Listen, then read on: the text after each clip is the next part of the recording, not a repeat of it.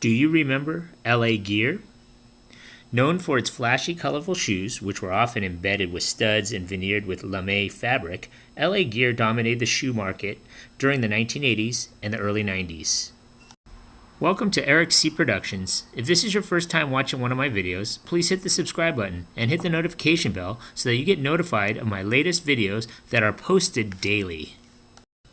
Thanks for watching, and now back to the program.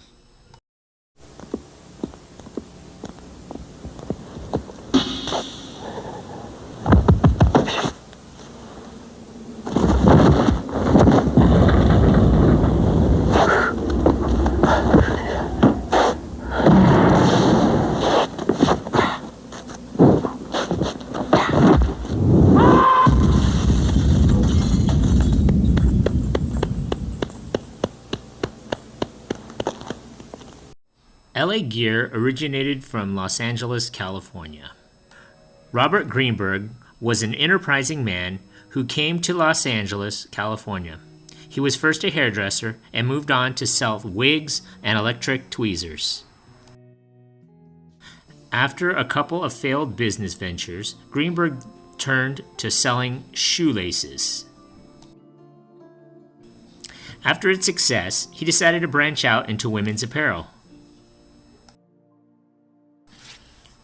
At first, his store stocked ready-to-wear clothes and shoes made from other manufacturers, but eventually, Greenberg started to sell his own line of self-designed apparel and footwear as well.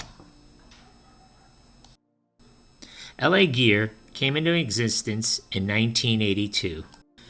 LA Gear came out with its first pair of workout shoes for women, which were made of canvas. Thanks to Greenberg's aggressive marketing approach targeting the female shoe buyers in particular, the sales of LA Gear soared.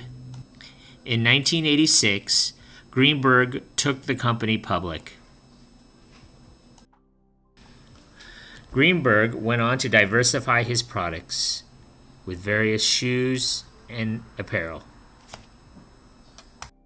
LA Gear's shoe designs reflected the shoe fashion and the styles of the 80s and the early 90s, flashy, shiny, colorful, and liberally embellished with studs.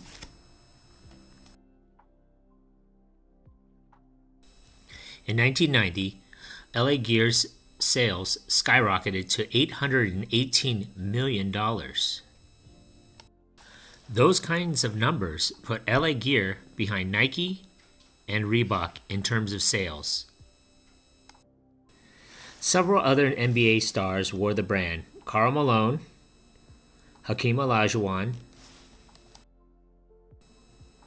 San Francisco 49ers quarterback Joe Montana, and hockey great Wayne Gretzky. Other celebrities included Paula Abdul and Belinda Carlisle.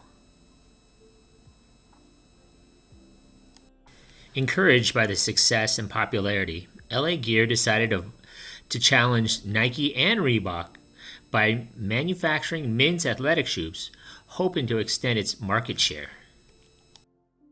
Initially, the company's original line of shoes were usually sold in upscale department stores, such as in Macy's, but by the beginning of the 1990s, LA Gear was now selling its wares in other stores as well, making them more accessible to clients. However, by 1991, LA Gear committed missteps that would cause the plummeting of its sales. Worse, a case of pure bad luck eventually cost the company everything it had. LA Gear first signed retiring basketball star Kareem Abdul-Jabbar as its endorser. However, this marketing ploy didn't click, as Abdul-Jabbar was too old to be appealing to the younger generation of fans who were supposed to be LA Gear's target market. On top of this, the company also signed Michael Jackson to endorse a new line of footwear. This move was supposed to accompany the release of Jackson's Greatest Hits album. Unfortunately, the album was never released, and LA Gear suffered more losses. Eventually, their sales plummeted to just half of the highest sales figures that the company had proudly declared just a few years back.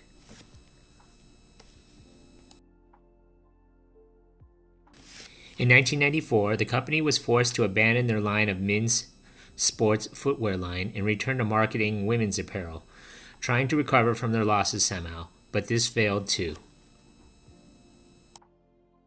In 1995, Walmart and LA Gear agreed to a 3-year contract where the shoe company would design lower valued and specific to store shoes for Walmart. Since Walmart was such a large retailer, LA Gear felt they could not pass up an opportunity that lucrative, despite an apparent contradiction in strategy. But the venture failed as sales for LA Gear shoes at Walmart had declined. Even Walmart's joint venture to sell lower valued footwear didn't save LA Gear from their downward spiral. In 1998, the company filed for bankruptcy. As for Robert Greenberg, he had already resigned from LA Gear to form another little shoe company called Skechers, which grew to be a successful global brand, and it continues to be so to this day. Since the bankruptcy filing, LA Gear has made 3 concerted attempts at coming back, in 1999, 2003, and 2008. The company's licensing rights were sold to ACI International, which began to produce and market a line of LA Gear footwear. Hey, you just watched my video. Thanks for watching. Hit that like button and please subscribe to Eric C. Productions.